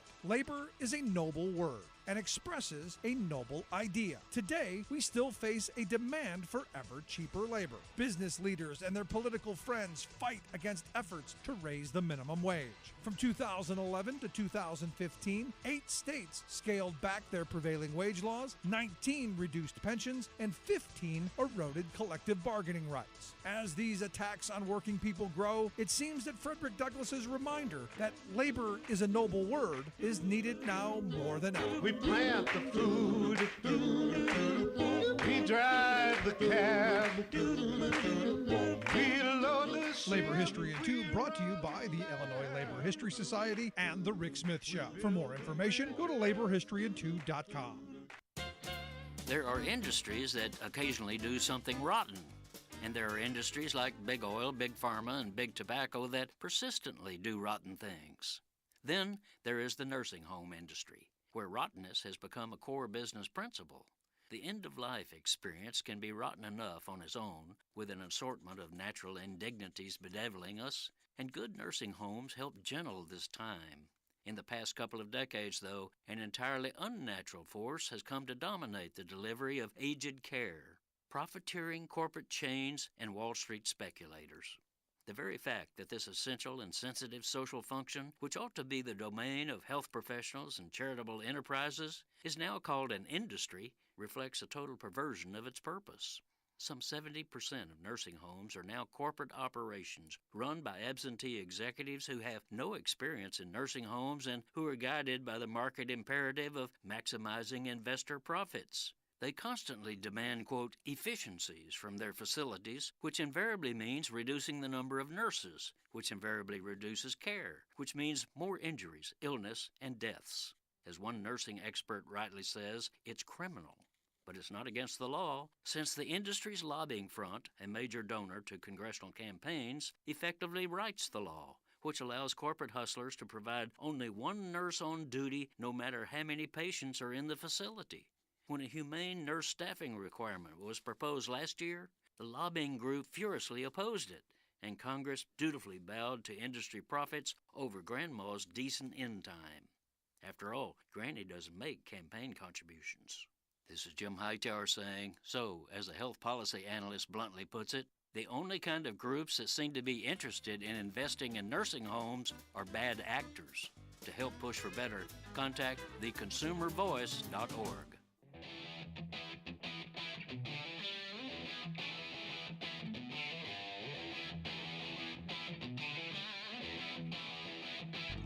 Welcome back to the Rick Smith Show. Now, here is Rick Smith. So Sunday, the big Super Bowl game, there were some ads that caught my attention. And look, it's gotten a lot of play on social media. And to be honest, I had no problems with the He Gets Us ads. They were what religion and Christianity and Jesus should be. Everyone coming together, everyone eating around the table together, caring about compassion. Again, how I grew up in the Catholic Church, talking about peace and social justice. This was in my wheelhouse. So I had no qualms with it. It's a nice message. It's great. In a time when we're as divided as we are, this could be something that unites us.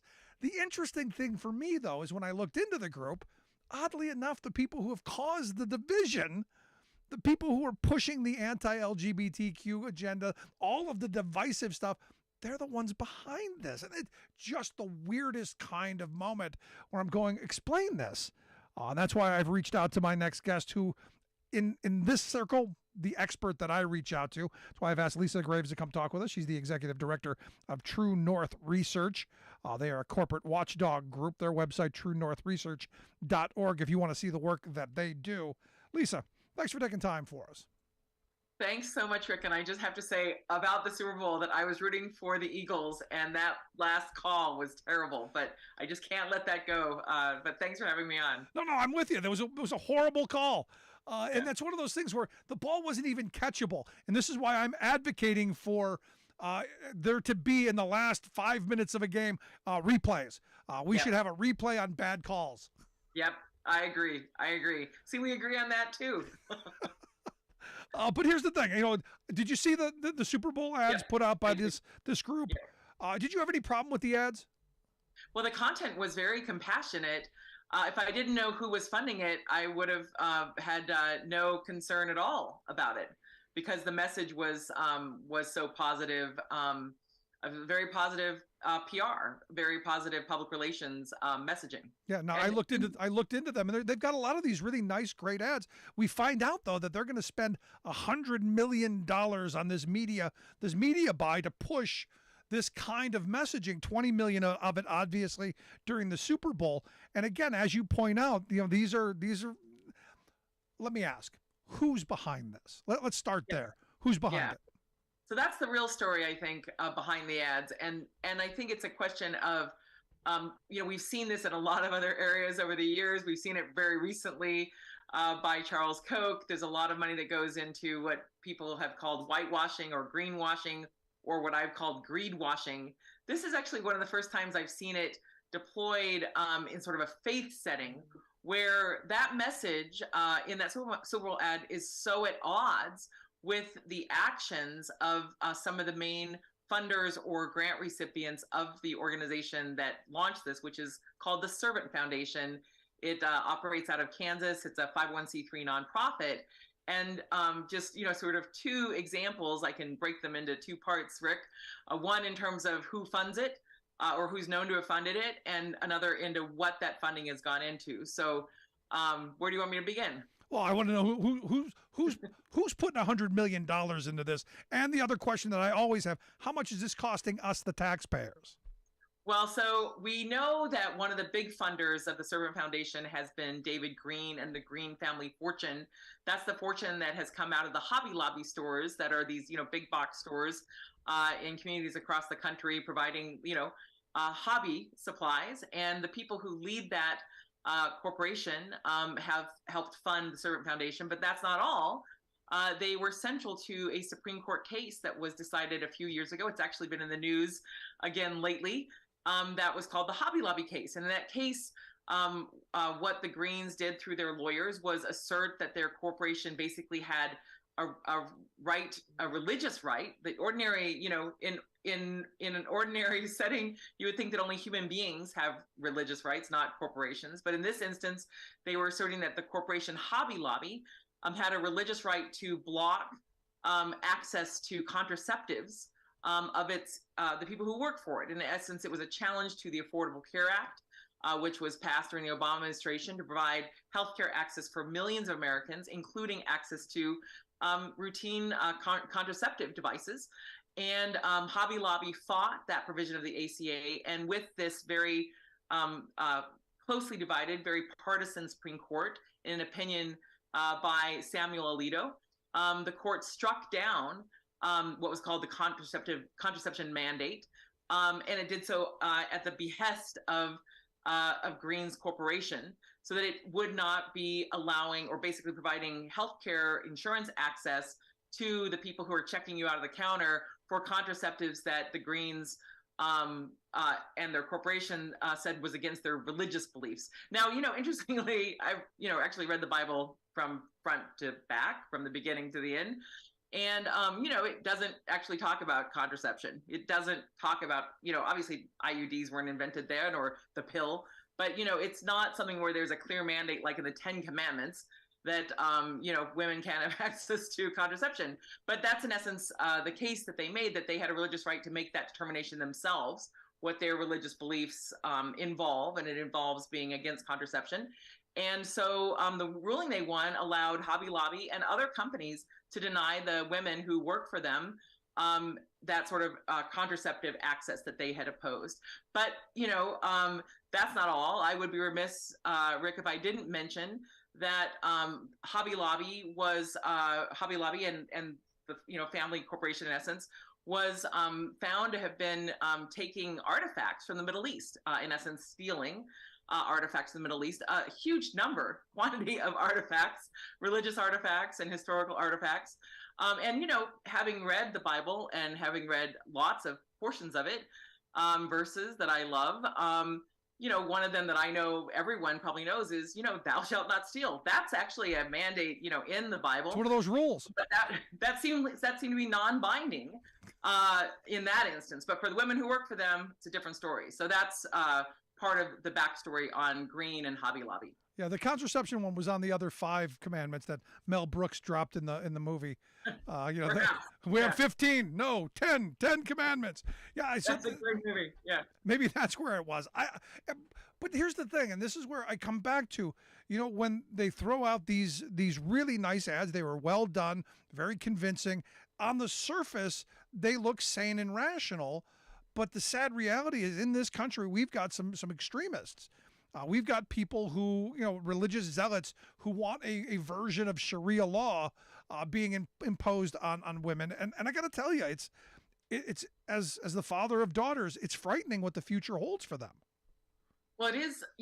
I am very troubled by this development in the law and in our culture because, I believe that one of the core freedoms of a human being is freedom of conscience, and that includes the right to marry who you love. What could be more fundamental to being a human being than to be able to marry another adult you love? And yet we know that the Servant Foundation has funded groups that have attacked gay marriage, have attacked this basic, civil right. It's also a religious right, but it's a civil right to be married by the state. And they've also been instrumental in funding a group called Alliance Defending Freedom. That's the way the right wing sort of brings in the word freedom. Alliance Defending Freedom has devoted a substantial amount of efforts to destroying the reproductive freedom of women. In fact, we know from our research that ADF helped craft the Mississippi law that was at issue in the Dobbs decision, where the Supreme Court last year overturned more than 49 years of legal precedent to destroy the constitutional right to access abortion.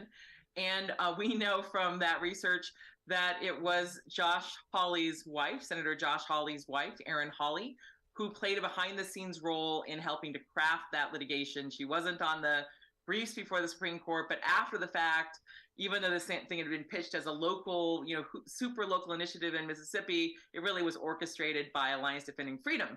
ADF is also at the heart, as I mentioned, of efforts to attack gay rights in America, the rights of LGBTQ Americans to be free from discrimination. And in fact, the Southern Poverty Law Center has called ADF a hate group based on its activities. You listen to the Rick Smith Show. We're here with Lisa Graves. She's the executive director of True North Research. They're a corporate watchdog group. If you want to check out the work they do, truenorthresearch.org. Now, Jane sent me an email here during the break telling us that we've missed the point. She reads the ad as the tagline being, Jesus loved the people we hate. He gets us. As their tagline, she reads this as this group is talking to the people that are causing the division, not to honest people of faith. I'm curious if there's a possibility that we're misreading what they're trying to say.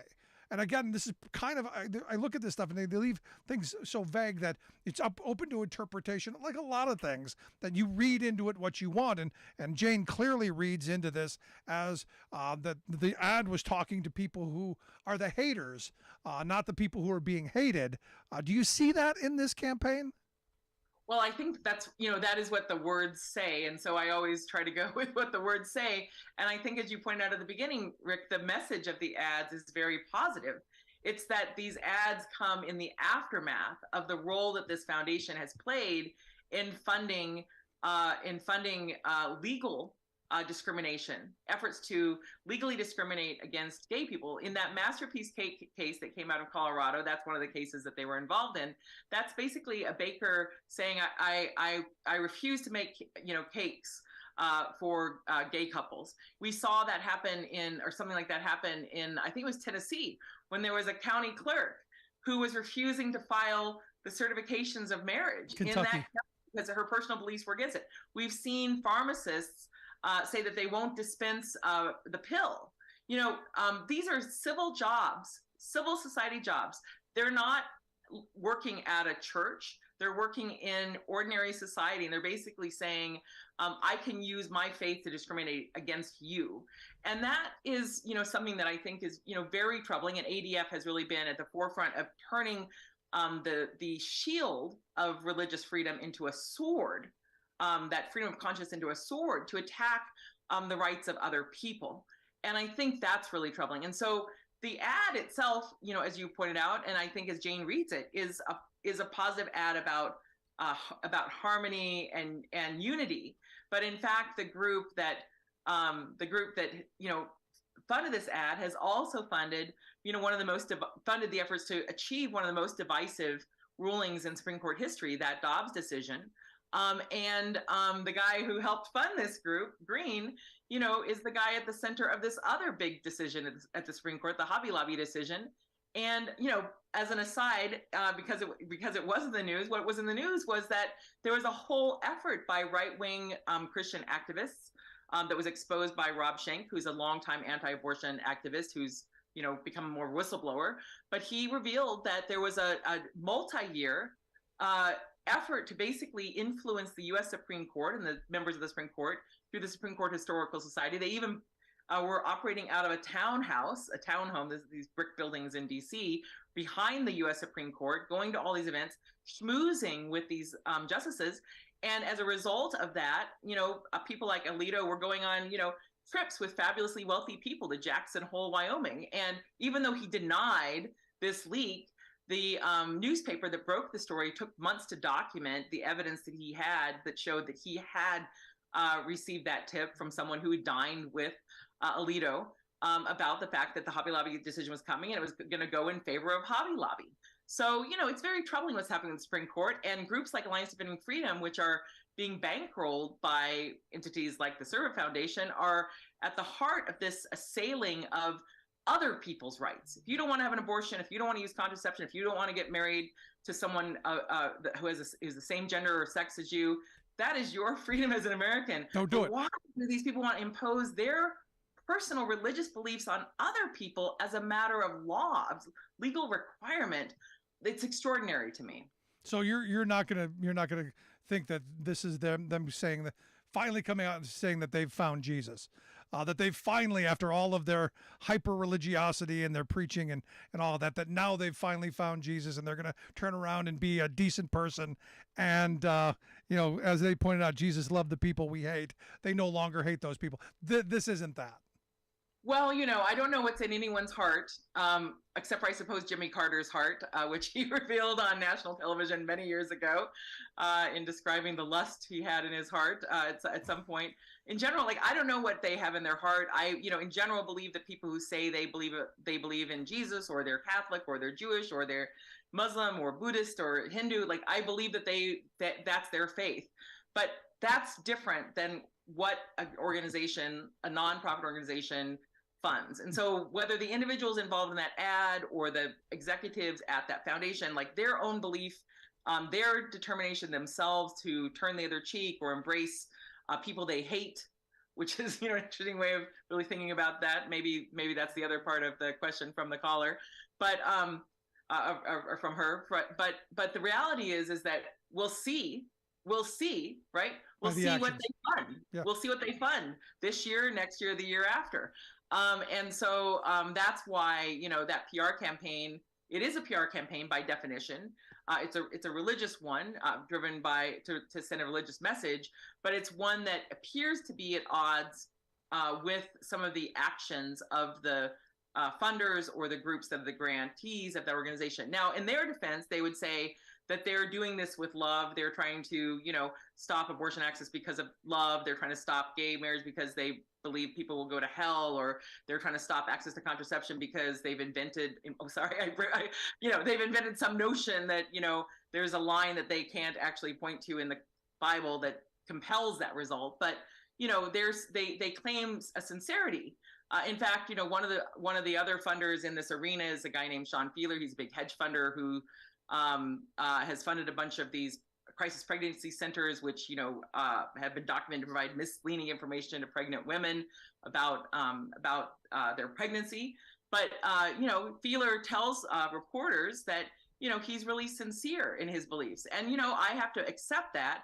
But I also have to state that just because someone really sincerely wants to take away your rights doesn't make it okay. Right. Just because they're sincere about it, it doesn't mean that they're not sincerely wrong.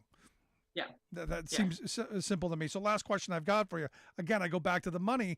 You said that they're set up as a certain kind of corporation. Is this not in a moment where I've been saying this for years, it's time to start taxing these religious organizations and do it in a way that, because these are businesses, they're advertising.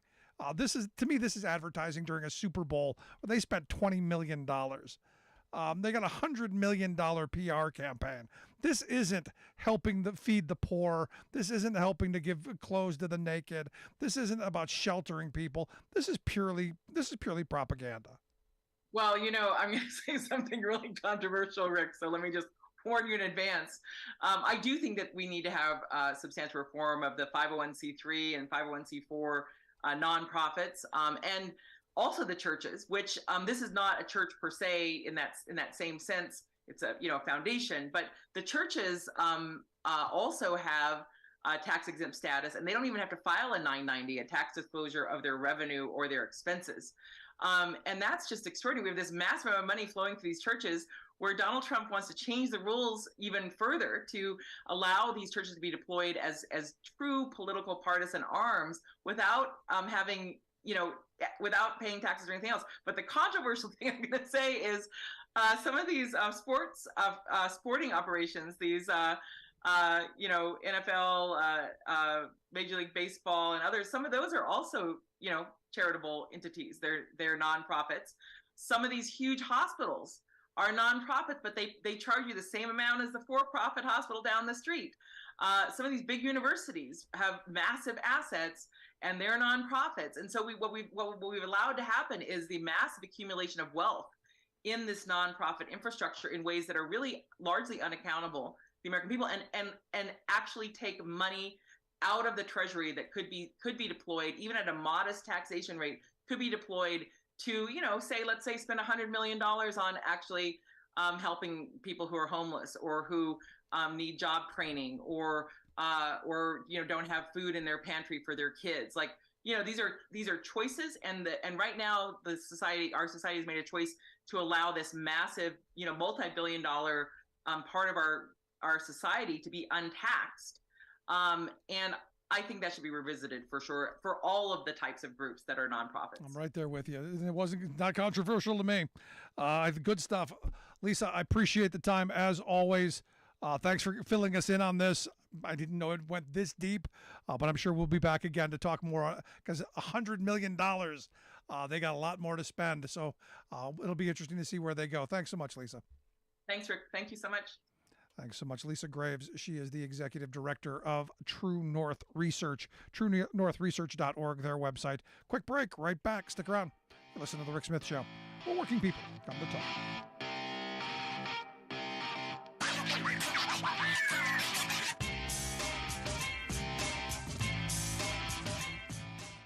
I'm Rick Smith, and this is Labor History in 2. On this day in labor history, the year was 1913. James Riddle Hoffa was born to a coal miner in Brazil, Indiana.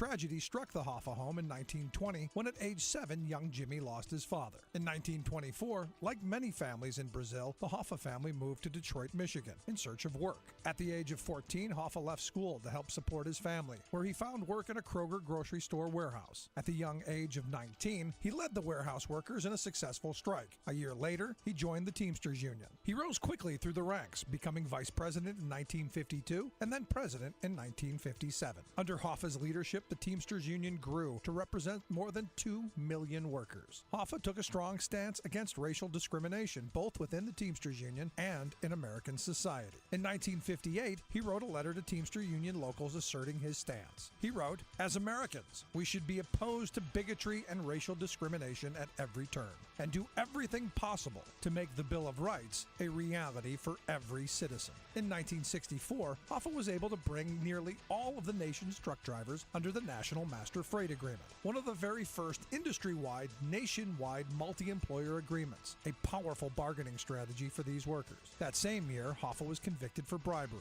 Rumors swirled about his alleged connections to organized crime. After his prison sentence was commuted by President Richard Nixon, Hoffa mysteriously disappeared in 1975. There are many conspiracy theories about the disappearance, fueling many television specials, films, and books. But these allegations and mysteries cannot diminish the lasting legacy of Hoffa's unwavering commitment to working people. Today, his son serves as president of the International Brotherhood of Teamsters, carrying on his father's legacy. Labor History in 2 brought to you by the Illinois Labor History Society and The Rick Smith Show. Like us on Facebook and follow us on the Twitters at Labor History in 2.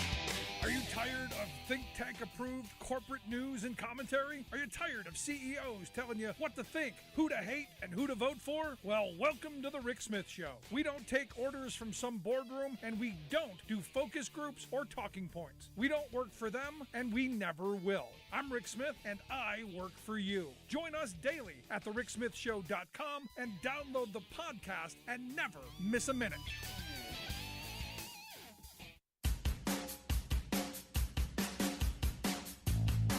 Welcome back to The Rick Smith Show. Check out our website, thericksmithshow.com. So, Lisa hit on something that prepare for here in the spring and summer, as these groups who are spending huge amounts of money on PR stunts. Like, look, those ads in the Super Bowl, again, nothing wrong with them. Great. If the people behind it actually believed it. But come spring and summer, expect there to be protests at your local CVS, Walgreens, at all of the places where people get their prescriptions. Expect it, because they're organizing. These folks behind this stuff are organizing around this. And why? So that your wives, your children don't get contraception. They're literally going to be protesting so that pharmacists don't distribute contraception. It's going to be the kind of gauntlets that I remember back, in the 80s. That, I remember a friend who went and had an abortion, and what she had to go through to get into that building was disgraceful. The people there who were there to harass and intimidate and threaten and all kinds of stuff. They're going to be doing that again. This time it's contraception. That's coming. That's their plan. They no longer have to go out in front of the clinics because they're making sure those get shut down. State legislatures across the country are passing laws to ban abortion. Now it's the next stage. It's the next step, and contraception is that next step. Because again, this is the control mechanism. It was never only about Roe. It was about Griswold. It was about a lot of the stuff that empowered young women to do the things that they want to do with their lives. So when I see this kind of money being spent on feel-good messaging to start, I got to tell you, I'm a little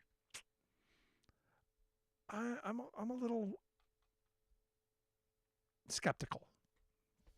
The intention, a little skeptical, because what the people behind it, what they've done. So now to all of a sudden have this come to Jesus moment, kind of makes you wonder. Anyway, want to hear your thoughts? Email me, rick@thericksmithshow.com. Miss any portion of the program? Grab the podcast. Wherever you find your favorite podcast, you'll find ours. Thanks for being here. See you back here next time. You've been listening to The Rick Smith Show. Email Rick at rick@thericksmithshow.com. Until next time, this has been The Rick Smith Show, where working people come to talk.